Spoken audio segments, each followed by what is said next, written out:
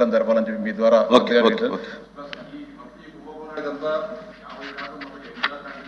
జరిగే అధ్యక్ష అంటే పెద్దిరెడ్డి రామచంద్రారెడ్డి ఎంపీ మిథున్ రెడ్డి సహాయ సహకారాలతో మొత్తం జరిగింది. ముఖ్యంగా ఎంప్రెడా కంపెనీ దయచేసి పేర్లు వద్దులండి జరపాలని చెప్పి విజ్ఞప్తి చేస్తాను మీ ద్వారా.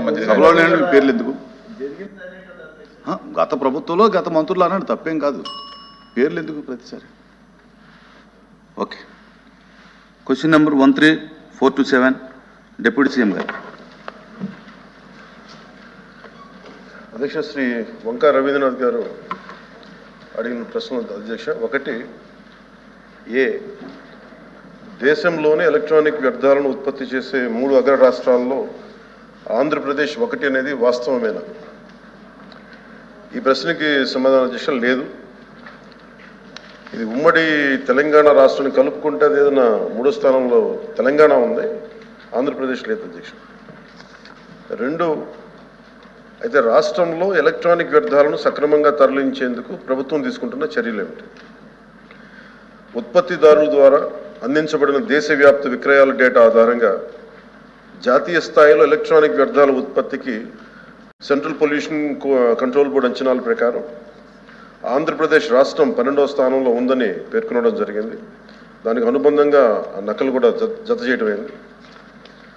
భారత ప్రభుత్వ పర్యావరణ, అటవీ, వాతావరణ మార్పుల మంత్రిత్వ శాఖ ఎలక్ట్రానిక్ వ్యర్థాల నిర్వహణ నిబంధనలను తెలియజేసింది.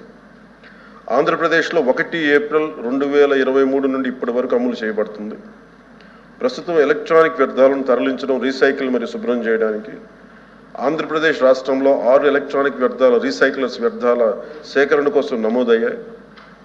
రాష్ట్రంలో ఉత్పత్తి అయ్యే మొత్తం ఎలక్ట్రానిక్ వ్యర్థాలను ఎలక్ట్రానిక్ వ్యర్థాల రీసైక్లర్స్ ద్వారా సేకరణ జరుగుతున్నది. ఎలక్ట్రానిక్ వ్యర్థాల రీసైక్లర్స్ వ్యర్థాలను ప్లాస్టిక్లు, విలువైన ఇతర లోహాల, ప్రమాదకర వ్యర్థాలు మరియు ఇతర పదార్థాలుగా విభజించడం జరుగుతుంది. ప్లాస్టిక్ వ్యర్థాలను గ్రాన్యూల్స్ గాను, పెల్లెట్స్ తయారీ కోసం ప్లాస్టిక్ వ్యర్థాల ప్రక్రియ యూనిట్కు తరలించడం జరుగుతూ ఉంటుంది.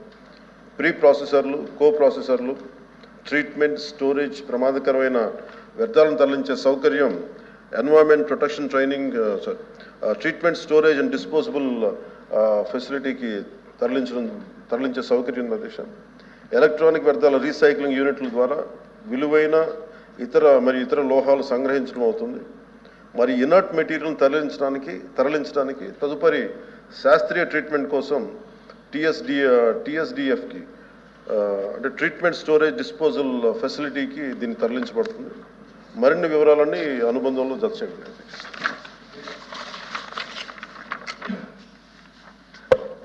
అధ్యక్ష, గౌరవ ఉప ముఖ్యమంత్రి గారు ఈ వేస్ట్కు సంబంధించి సమాధానం చాలా విస్తృతంగా ఇచ్చారు, బాగుంది.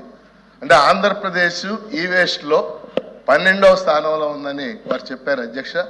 అయితే రోజు రోజుకి మన చుట్టూ, మన ఇళ్లలో కూడా ఈ వేస్ట్ పెరిగిపోతున్నమాట వాస్తవం. మీ ద్వారా గౌరవ ఉప ముఖ్యమంత్రి గారిని అడిగేది, ఈ వేస్ట్ సేకరణకి 6 సంస్థలను గుర్తించామని చెప్పారు. కానీ ఈ వేస్ట్ని రీసైక్లింగ్ చేయటానికి యూనిట్ ఏర్పాటు చేసే అవకాశం ఉందా? ఒకవేళ రాష్ట్రం మొత్తం కాకపోయినా రాష్ట్రంలో 1-2 ప్రాంతాలు, విశాఖపట్నం లేదా గుంటూరు, ఇలా 1-2 ప్రాంతాల్లో ఈ వేస్ట్ని రీసైక్లింగ్ చేసే యూనిట్స్ ప్రారంభించే ఆలోచన ఉందా అని మీ ద్వారా ఉప ముఖ్యమంత్రి గారిని అడుగుతారు.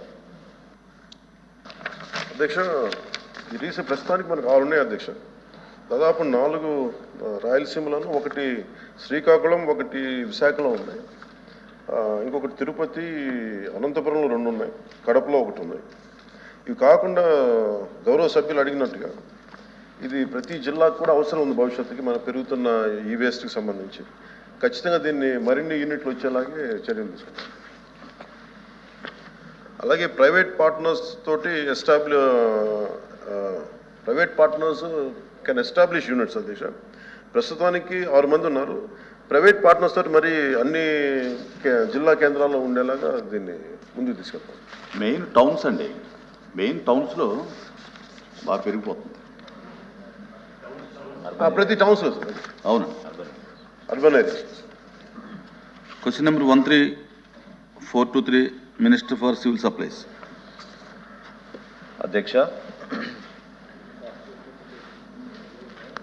గౌరవ సభ్యులు అడిగిన ప్రశ్నకి 2023-24లో ప్రభుత్వం సేకరించిన వరి ధాన్యం వివరాలను దిగువగా క్యాన్సర్ అంటే ఖర్చుతో కూడుకున్న వ్యాధి అనే అపోహ నుండి బయటపడదాం. ఇప్పుడు సామాన్యులకు సైతం అందుబాటులో అంతర్జాతీయ వైద్య సేవలను అతి తక్కువ ఖర్చుతో అందిస్తోంది మన Mahatma Gandhi cancer hospital and research institute, MVP colony, Visakhapatnam.